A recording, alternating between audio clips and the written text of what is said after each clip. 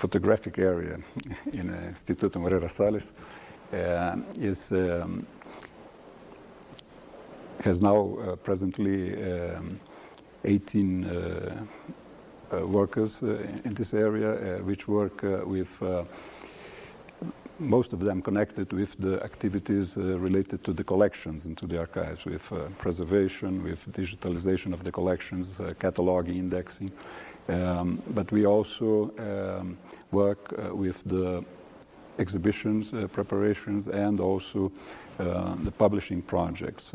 We have other areas in the Institute, an editorial area, we have other areas in the arts, and so we have projects regarding the exhibitions which are curated both internally by the photographic area and also in collaboration with other curators at the Institute and also with invited curators.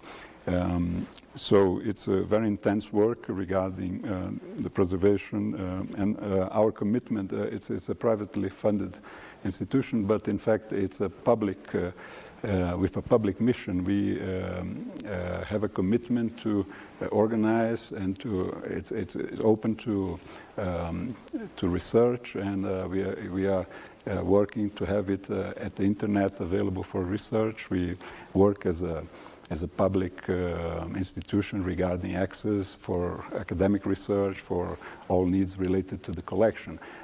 We do have a commitment to the authors since we have taken this decision on working on the whole body of work of important names of Brazilian photography. So we, in fact, to a certain extent, are always working regarding these inquiries for research, for exhibitions. We are also responding, of course, opening it for research, but also trying to act as curators of those authors, in the sense that we try to help in putting all our research that's already available on these authors, available to the researchers. We try to, of course, depending on the projects which are asked for us, to either help or work together in developing, for instance, projects which are on the author, and if possible, we, of course, try to basically